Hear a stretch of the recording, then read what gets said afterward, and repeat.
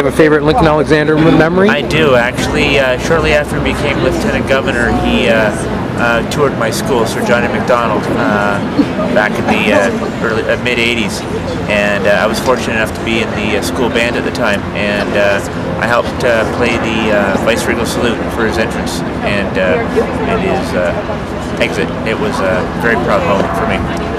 My favorite memory goes back to when I was a student in Westdale Secondary School, and that was in 1942. The war was on, and I remember Lincoln Alexander taking his wireless air training, and he was part of the class out there, and I got a picture in my yearbook at home of him, and he towers over everybody else, and he's the only black man in the class.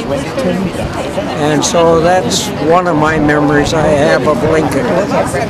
But I've met up with him on several occasions, and he always wanted to be referred to just as Linc. It's an honor to be here. It is. I grew up with Linc in the church in Hamilton. Okay. I've since left. I live in the United States, but I just had to come back to see him. He actually was at something that they dedicated in Otterville, a plaque that's the same as outside of the Stewart Memorial Church, and he was there for that occasion. And we have pictures with my mom, who's inside, and my sisters, and you know, he was there for that. So I just had to be here for this. Well, I've known Linc for a few decades, and he was just always a wonderful gentleman. Very kind. I ended up teaching at the school named after him, so I would bring him, or sometimes drive him home after he saw the kids. And he used to love the kids. Absolutely love them. Did a lot of things, and he impacted a lot of lives. He meant a lot to the city. Personality, charismatic, just able to lighten up your day with a few words. Many memories. I met Linc at Variety Village in Toronto when I was 6 years old, which is 22 years ago now. And he was the Lieutenant Governor at the time.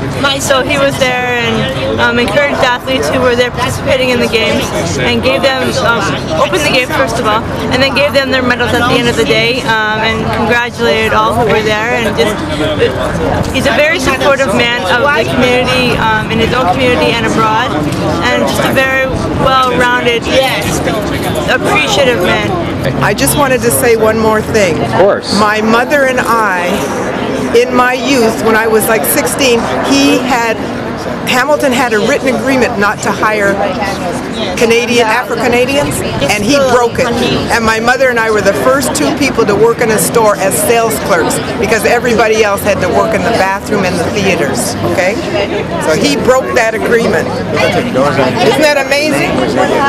Great. That's great. Thank you. He broke that agreement. Great. That's historical.